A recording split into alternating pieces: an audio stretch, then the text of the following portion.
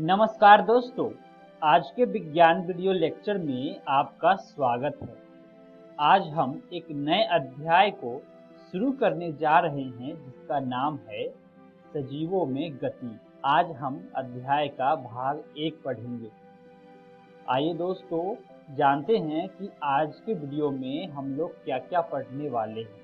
आज हम निम्नलिखित विषय को पढ़ेंगे जो इस प्रकार है। सबसे पहले हम सजीवों में गति का परिचय को जानेंगे।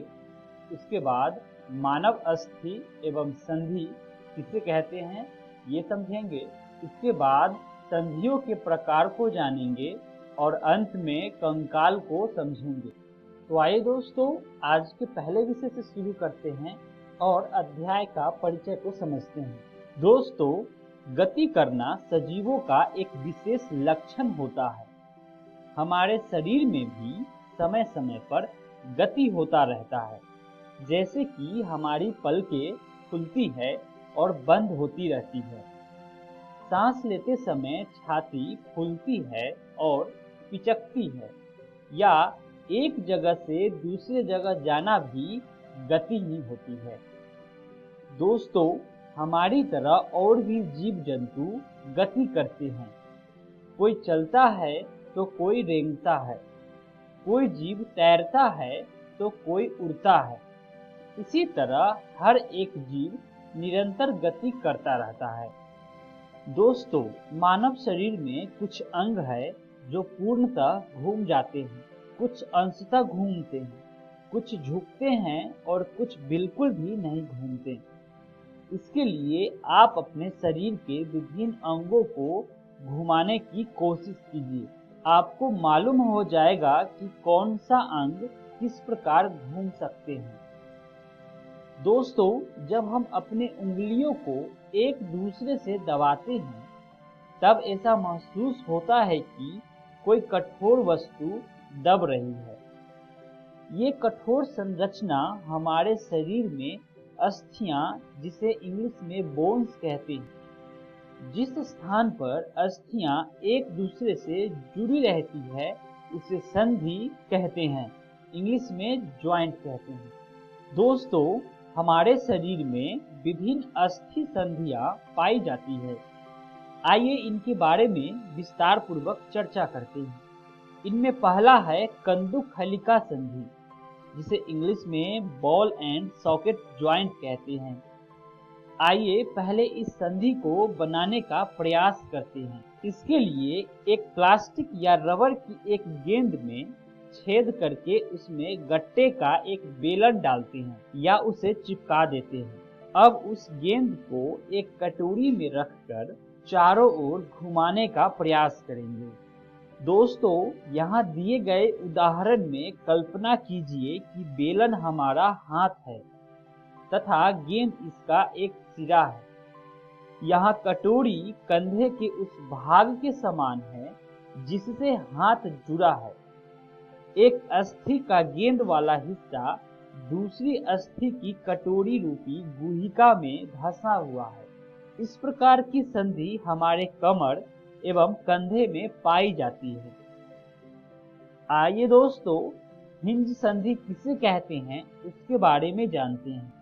दोस्तों, जैसे घर के किसी दरवाजे को बार बार खोलने और बंद करने पर यह आगे या पीछे की तरफ आता जाता है, उसी प्रकार हिंज संधि भी काम करता है। यह हमारे शरीर में कोहनी एवं घुटने में पाई जाती है। आइए दोस्तों, अब हम लोग जानेंगे कि धुराग्र संधि किसे कहते हैं। दोस्तों, धुराग्र संधि को इंग्लिश में पिवोट जॉइंट कहते हैं। गर्दन तथा सिर को जोड़ने वाली संधि और कलाई की संधि धुराग्र संधि कहलाती है। इसके द्वारा सर को आगे पीछे या दाएं बाएं घुमाया जाता है। धुराग्र संधि में बेलनाकार अस्थि एक छल्ले में घूमती है। आइए दोस्तों, अचल संधि के बारे में जानते हैं, जिसे इमूवेबल जॉइंट कहते हैं। दोस्तों, अचल संधि का मतलब ये हुआ कि यह घूम नहीं सकता। उदाहरण के लिए जबड़े एवं कपाल के बीच अचल संधि होती है। हमारे सर के अस्थियों के बीच की संधि भी अचल संधि कहलाती है। यह संधि घूमती नहीं है, जैसा कि आप चित्र में देख रहे हैं। दोस्तों, आइए जानते हैं कि कंकाल किसे कहते हैं। इसे चित्र द्वारा समझने की कोशिश करें। किसी भी आकृति को बनाने के लिए पहले उसका ढांचा तैयार किया जाता है। जैसे किसी खेलने वाली गुड़िया को बनाने के लिए पहले उसका ढांचा बनाया जाता है। ठीक उसी प्रकार हमारे शरीर में सभी अस्थियां एक सुंदर ढांचा तैयार करती है तथा शरीर को एक आकृति प्रदान करती है। इस ढांचे को कंकाल कहा जाता है, जैसा कि आप चित्र में देख रहे हैं। दोस्तों, जब हमें कभी चोट लगती है एवं हड्डियां टूट जाती है, तब एक्सरे चित्र में उनका पता चलता है। इसमें अस्थियों की आकृति का भी पता चलता है। आइए हाथ की हड्डियों के बारे में जानते हैं। दोस्तों, हमारे हाथों की हड्डियां छोटी छोटी अस्थियों से बनी होती है, जिससे हम आसानी पूर्वक अपने उंगलियों को मोड़ सकते हैं। हाथों से हम सामान पकड़ते हैं, काम करते हैं, खाना पकाते हैं तथा खाते हैं। इसलिए हाथों को इस प्रकार से घूमना एवं मोड़ना पड़ता है। दोस्तों, आइए जानते हैं कि पसली पिंजर किसे कहते हैं। बच्चों, जब हम सांस लेते हैं तब हमारे शरीर में वक्ष का भाग ऊपर नीचे होता है।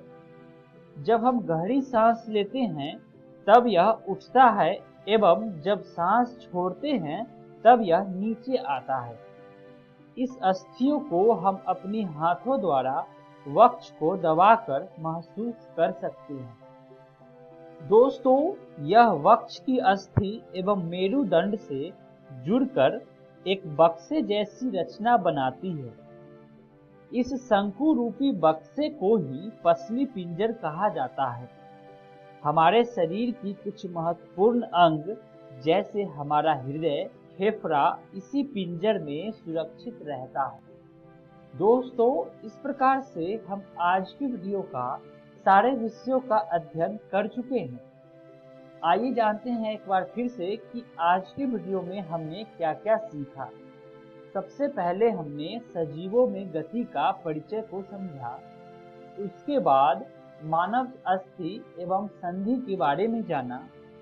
उसके बाद संधियों के प्रकार को भी समझा और अंत में कंकाल के बारे में जाना। आइए जानते हैं कि अगली वीडियो में हम लोग क्या क्या पढ़ने वाले हैं। दोस्तों, अगली वीडियो में हम निम्नलिखित विषयों को पढ़ेंगे।